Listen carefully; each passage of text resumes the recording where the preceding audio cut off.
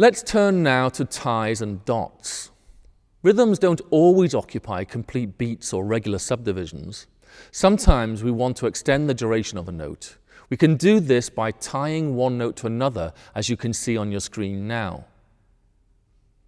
That tie or line connecting the crotchet to the quaver means that the note you are now going to play is 1.5 beats long rather than two separate notes of 1 beat and then half a beat. So we're not playing this note twice now, rather we're extending the duration by tying the two together. In this simple case of a quarter note tied to an eighth note, we can use a dot to indicate exactly the same duration. The clue is in the fact that the second tied note is half the duration of the first. If you see a note with a dot immediately to its right, then this means that the indicated duration is extended by half its duration again. So a dotted crotchet or quarter note would last 1.5 crotchets. On the other hand, and you've got to be careful here, a dot immediately above or below a note is another matter altogether and nothing to do with rhythm. It indicates a staccato or a detached type of note articulation. Let's look at another example.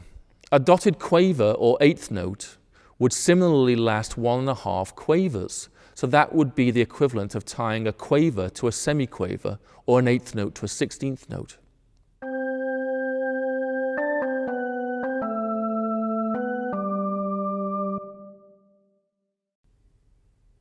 Dotting can be further extended by adding multiple dots.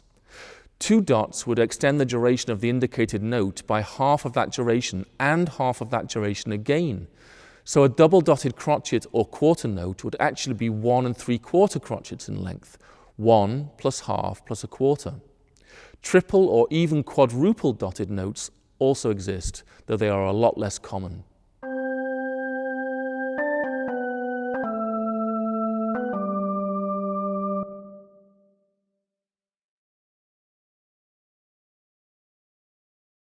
Another notational symbol related to rhythm is the pause or fermata.